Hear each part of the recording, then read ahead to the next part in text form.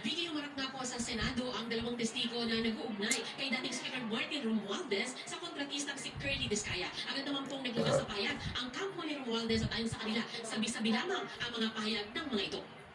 Nasa Senator Rizal Tiveros. Segue lang tayo ng konti. Nakamask at naka-baseball cap ng humarap sa Senate Blue Ribbon Committee, sina Maria at Joy, hindi nila tunay na pangalan. Ang nila, empleyado sila ng negosyanteng Serico Ocampo sa inumpahan nila lugar sa South Forks Park.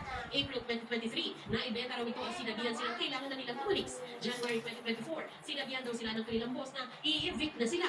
Kasunod daw nito, nakilala nila ang isang kontratista, nakalaunay nakilala umano nilang si Curly Vizcaya. Si Vizcaya umano ang nagsabing si Loy Speaker Martin Romualdez na ang bagong may-ari ng lugar. How long did you talk to Mr. Vizcaya? It's less than 5 minutes po, pero kasi natandaan namin siya because he was the one manning the people. And he also mentioned to us na contractor ako dito eh. Meron din kaming deadline. And then we both asked, baka pwede po namin pakipsapan yung may-ari, yung bagong nakabili ng bahay. And then he also mentioned that si Romualdez ang nakabili. Tinanong ni Lacson sa dalawang testigo kung kaya nilang ituro ang contractor na tinutukoy nila.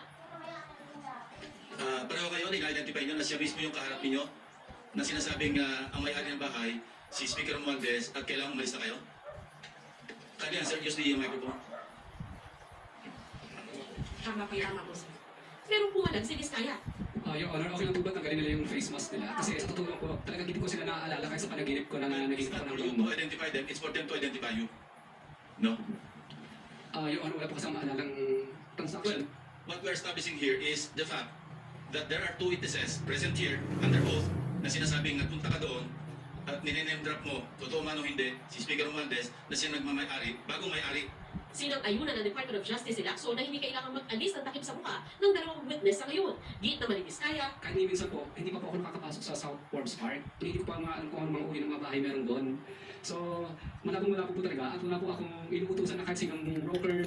sa pagtatanong sa witness, lumabas na ang nasa deal of sale ay ang Golden Fesa Holdings Corporation.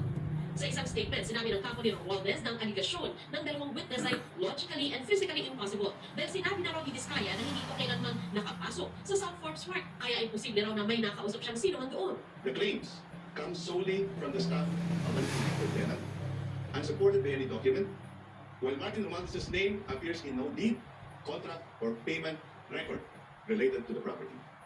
There is no evidence, only hearsay and possibly perjured statements, and therefore nothing to answer. Humarap din sa pagdinig si dating DPWH Region 4B Regional Director Gerald Pacanan na pinuna ng mga senador dahil may takip ang mukha nito. Bakit po kailangan naka-hood kayo at saka nakatakip? Gusto na request mo Yes, Mr. Chairman, because this might set a precedent for all other witnesses we will call here. They will request that their faces be covered. He is a public government employee. Bakit siya nagtatalo? For eye protection po. And security po. Pero hindi umubra sa mga senador ang katwiran ni Pacanan. That's the ruling of the chair. Kindly expose your face. Si Pacanan ay nakakulong ngayon matapos kasuhan ng ombudsman sa Sandigan Bayan Kaugnay sa Flood Control Project sa Nauan, Oriental Mindoro. Naging matipid na ang pagsagot ni Pacanan sa tanong ng mga senador at paulit-ulit na nag-invoke ng right against self-incrimination. Natanong naman ni Senador Rodante Marcoleta ang tungkol sa restitution o pagbabalik ng mga naibusang pera ng ilang personalidad. Hindi raw kasi ito dapat gawing komisyon. Ang state witness ang isang tao, sabay tanong kung may hiningi rin ganito ang Department of Justice kay Vizcaya. Ano sabi nila? Magkano daw? Ako po, hindi ko po masabi kung magkano po. Kasi para sa akin po, parang kami pang nanakawan. Parang ibig sabihin, parang modern day na pagnanakaw. Ibig sabihin, yung nakaw pa.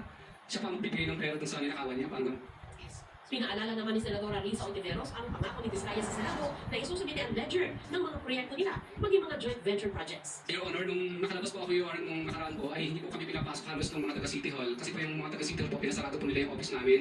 Kasi po, nirevoke po nila yung business permit po namin at sa kakulangan po ng occupancy permit. Ngayon po, wala na po kami empleyado. Lahat po sila ay iniwan na po kami, o yung iba po ay separated na po. Kasi sarado na po yung kumpanya namin. Parang kanina, lahat po tayo physically nagitla dun sa sinabi ni Mr. Vizcaya na parang sila pa yung nanakawan. I would like to request the good chair to please reiterate yung utos ng komite kina Mr. Vizcaya. I-submit yung ledger na sinabi ni Ms. Vizcaya na meron sila ng mga proyekto pati joint venture projects mula 2016 hanggang 2022. Huwag po nilang sisisihin ang City Hall. Vicky, humarap din sa Senate Blue Ribbon Committee si Representative Leandro Leviste kaugnay sa Cabral files. At yun niya, hindi niya ito sa pilitang punong kinuha, kundi ibinigay sa kanya ng pumanaw na si Undersecretary Cabral. Sa panayam ng media, matapos nga pang pagdinig, ay sinabi rin ni Leviste na wala naman daw tutol na ilabas niya ang Cabral files, kaya balak niyang ilabas na ito ng buo. Yan muna po ang pinakawaling ulat.